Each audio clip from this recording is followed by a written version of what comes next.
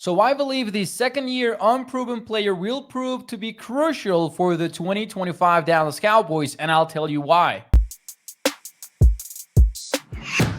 Hey, what is up, everyone, and welcome into A to Z Sports Dallas. It's Mauricio Rodriguez. Listen, the 2025 Cowboys, even though the front office is talking about a continuity, will look like a very different team. On the defensive side of the ball, Matt Eberflus will take over, and his style couldn't be any more different to that of Mike Simmers and to that of Dan Quinn. But even though Schottenheimer is staying on board on the offensive side of the ball, he also seems to be ready to shake things up. And one of the reasons why I say that is the fact that he hired offensive coordinator Clayton Adams, who was previously the Cardinals' offensive line coach. Now, Adams aligns perfectly with Schottenheimer's discourse so far. The 2025 Cowboys will be a team that wants to run the football over and over again.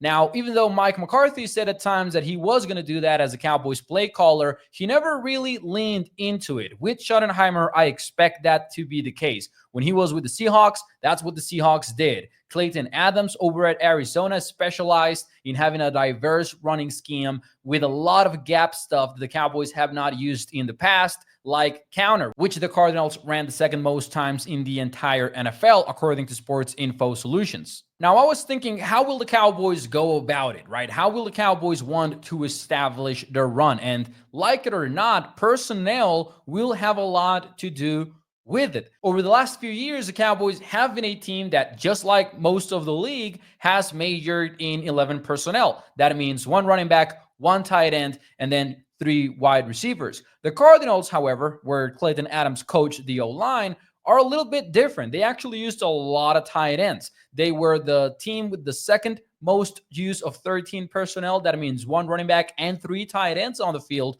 almost at a 15% rate. And they were also in the top 10 when it comes to 12 personnel. In other words, they had multiple tight ends on the field a whole lot. And I think we'll see something similar in Dallas for several reasons. Most of all, I believe we'll see that because the Cowboys don't have that many wide receivers. It's CeeDee Lamb, and then after that, I'm not sure who is the number 2 wide receiver. I'm not sure who is number 3. Brandon Cooks is headed to free agency, and I'm not entirely sure what to make out of Jalen Tolbert and other young wideouts on the team. But the Cowboys do have tight ends, and they have tight end coach Londa Wells running it back with the team. So with Adams on board and the Cowboys likely wanting to run more counter and all of this, I expect the tight ends to be involved. In the Arizona Cardinals offense, boy, they were there and they were versatile. The Cardinals used them on counter as pulling blockers. They motioned them into the formation. They lined them up at fullback. They did all sorts of things with them. By the way,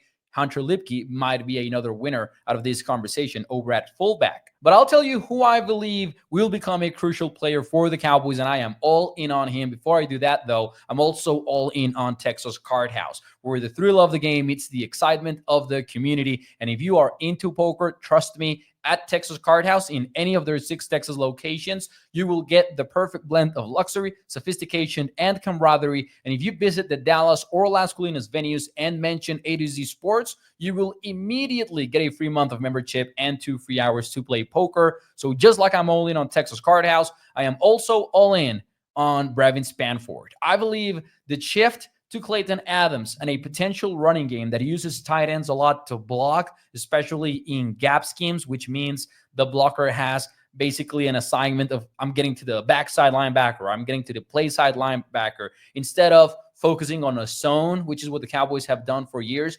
I believe Spanford will benefit from that. Spanford, when he was over at Minnesota in the collegiate level, he excelled as a run blocker, and we saw flashes of that in his rookie year. I believe Spanford can be a better blocker than even Jake Ferguson. I believe he already is a better run blocker than Luke Schoonmaker. So I'm not going to lie. Not only do I think Spanford might get involved because the Cowboys are fielding 3 tight ends, but I believe he can get involved because he might rise as the number 2 tight end on the team. Now, there was John Stephens as well, but I think John Stephens was more of a pass-catching specialist than he was a run blocker. So one of the biggest winners out of all these coaching hires, I believe it is Brevin Spanford, and I would expect him to take a jump in 2025 under the new staff.